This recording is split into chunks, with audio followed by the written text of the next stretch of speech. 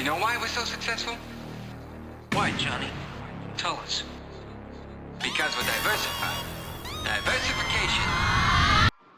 All right, welcome back to Make It Comics from start to finish. Hopefully you guys all got your outlines done. You got your characters made up. You did your character descriptions. You got your full outlines. You know where your story's going. Because now we're going to talk about actually writing the script for your comic book. So we'll kind of get into that right now. So, the good thing about comics is, unlike movies or television or anything like that, there's no strict format.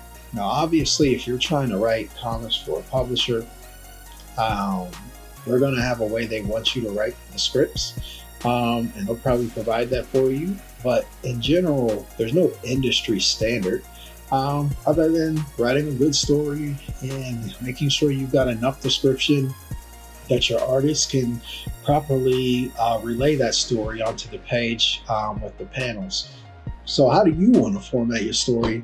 That's a question you kind of got to answer, but I'm going to show you a couple different ways that it can be done. So we'll start with, where are you going to put your script? Any word processor will do. I would recommend maybe getting some type of screenwriting software. There's Celtics, which is free. I use Fade In, but there's Final Cut Pro. And a myriad of other ones that you could just Google and look and see what works best for you. Or you can use Microsoft Word or even Notepad. The only reason I would recommend those, obviously if you're just getting started out, I wrote my first scripts on Microsoft Word. So there's nothing wrong with it. It's just not as quick because you got to do all the indentation and the tabs and everything yourself. Where with a lot of these software, they have tools where it places everything where it needs to be as you go, so you can write the script a little faster. And they have little markers and things, so if you need to find dialogue or you want to edit dialogue just for a specific character, you can do that with some of these software. But yeah, so let's kind of get into it. You've got your script writing software, whatever you're using, or hey, you don't have any of that. You don't even have a computer. Get a pencil and a piece of paper. There's nothing stopping you from writing a script. As long as you put the words down somewhere, then that works. But basically, with scripts, you're usually breaking things out by page and pad, but that's not really a necessity. So if you look at something like this script here, this is a sample script for Avengers for Marvel, and you'll see how they break it out. Page 1, 5 panels, right? So the artist knows right off the beginning that, hey, this is going to be a 5-panel page. They already getting in their ideas, how they want to lay it out, how they want to do the panels. Then you look at the description. Now this says grab your copy of Civil War number 4. So that's for the artist's reference, right? They need to go back and reference Civil War number 4 because they got a character. Thor fires a bolt of lightning from his hammer, blowing a hole through the torso of Poor Goliath. So these characters continue on from Civil War number 4. And the artist needs to know that so that he can have that kind of continuity from that issue to this issue. But I don't really want to focus on kind of that part of it. What I want to focus on is the layout, and then, a little bit on the descriptions, right? So you'll see here what they have is panel 1. They have a title. Panel 2, the description. Panel 3 description. And so here it looks like they have no dialogue. And you get down to here, panel 5. And now we have dialogue, right?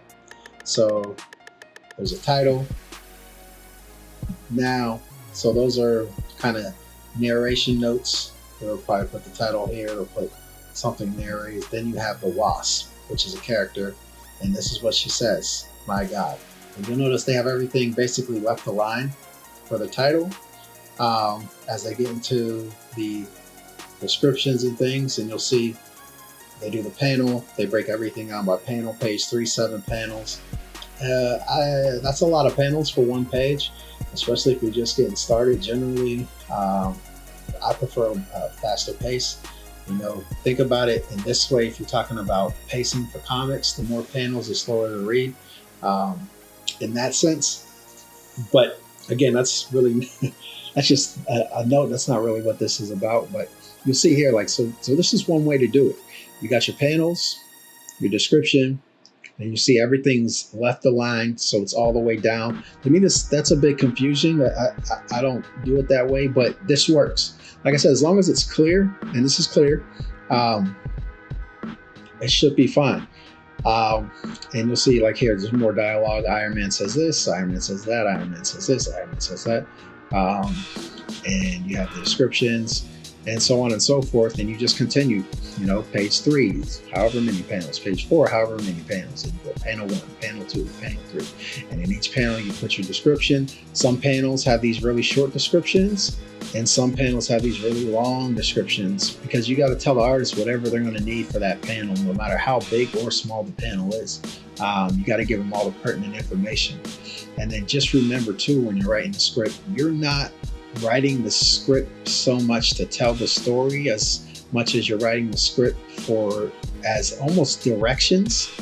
You're writing directions kind of in a story way. So you're really writing directions for the artist and what needs to be, but it still needs to be written in a way that tells the story. But the main focus is making sure that the visual is clear for the artist to then do their thing on the script. And obviously, if you are the artist, maybe you don't need this. Maybe you just start out with something like thumbnails, or how you're going to set your pages up and things like that. But I would still have some type of script, even if you are an artist writer, so that you don't really go off the rails and kind of lose sight of the story and the pacing. Here's another example of a script. You'll notice this one is a little different. We're still breaking everything out by panel. Page 1, 5 panels. And then they have a little note here: begin each new story page on a new sheet of paper. Label it. This is directions for if you're making a script, because this is a format. And then they have, panel 1 says number your panels. So this is kind of a breakdown. Then they have the character, and again, this is all kind of left aligned. They say put the sound effects in and things like that. If you're going to have sound effects, and again, this is kind of a left line comic. They're just having the sound effects. They're still breaking things out by panel, in that sense. And then, another way to do it is something like this. And this is more closer to what I do with mine, is I like to have kind of these indents, dialogues indented. This kind of mirrors more of a movie script, where they have a very set way that if you're trying to get a movie made or get a script option, it's kind of has to be written in that Hollywood style, or nobody's going to pick it up. But I like this because it makes things a little more clear. Page 1, 3 panels, panel 1, and then you have the indentation for the dialogue. And basically then the rest of the process is kind of the same, but I like these indentations. Everything's not left aligned, so it's very clear that this is the description and this is the dialogue. The artist doesn't really need to worry about it, but they do want to keep it in mind for spacing for word balloons and things like that. So they know how much is being said, stuff like that. But then another way to do it is, Stan Lee at Marvel was kind of notorious for not doing it this way. And many times, actually sometimes, he would just say the outline, right? He'd write the outline and give it to the artist and say, it needs to be 21 pages, tell the story in 21 pages, which kind of takes some of the storytelling work out of his hands. But another way he would do it too is just kind of by page. And that would look kind of something like this, which is, page 1, and you just have the whole, and if you just have the whole description of what happens on page 1, and then the artist can figure out and do the pacing herself.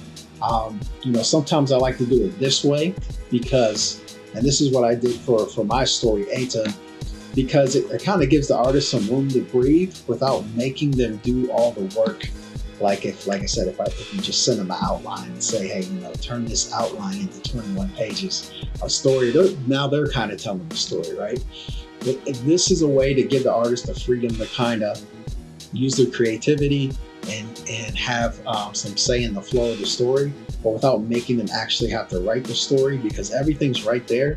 And I'll put like something if it needs to be very specific. So I'll say open with a large panel, of a courtyard in front of a lush Japanese palace. So if I need to get specific, I'll say, so the artist knows the first panel needs to be a large panel with that setting, right? And then they can break it up however they want. And any time that I need a large panel, I'll say like one large panel page. So this is a 1 page kind of deal, like a splash page, and then generally what I'll do is, indicate the time of day. That's more for the colorist. But if the artist is going to show the sky, right, he's going to have to know whether he's going to draw the sun or draw the moon. That's going to affect how they do or render the shading and things like that when they're inking it. So giving them those type of notes, but you can also just kind of do it this way, right? You just get into the pages. This is what happens on this page, not really any specific panel breakdown, and then give them the narration, the things that are said, so they get, again, an idea of spacing as far as how much dialogue is going to be said, so they know where, to leave some breathing room for word balloons and things to get placed, so that they don't have to worry about their great artwork get covered up by word balloons. So this is one way to do it. And then another way that I do it is I will at times break it out by panel, page 1, panel 1. And then what I'll do is, this is more in the vein of a movie script format, but I like it, again, because it's very clear when it's dialogue and when it's description, separating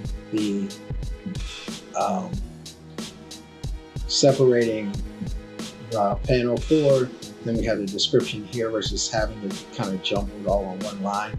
But again, when you're writing your script, right, that's kind of the different formats you can use. So then what are the things to focus on once you've decided on your format? Well, make sure your descriptions are clear.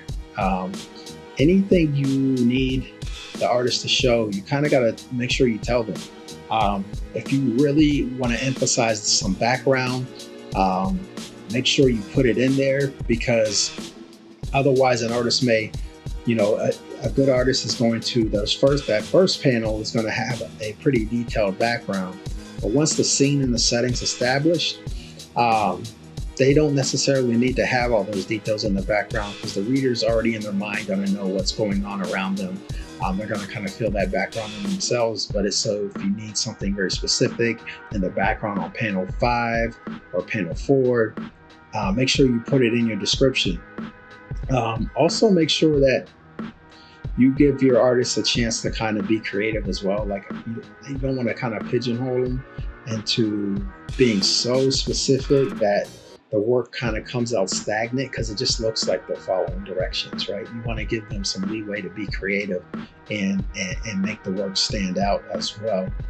And then as far as dialogue goes, now for me, dialogue is just a placeholder. Like, the dialogue is almost always going to be different on the final book than what's going to be on the script, because the dialogue is kind of a guide.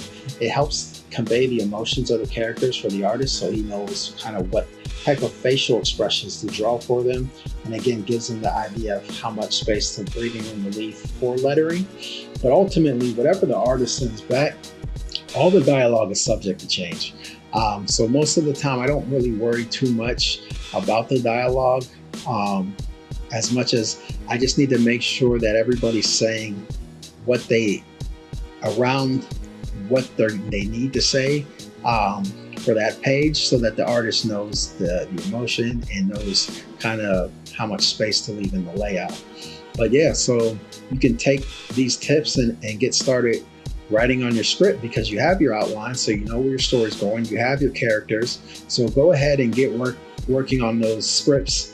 And on the next one, we're going to talk a little bit about finding an artist, because once you get your script written up and you're ready to go, you got all your characters. Well, you got to find someone to make the comic if you're not an artist writer yourself. So we'll get in a little bit about finding an artist and where to look for them. So until next time. And you know why we're so successful?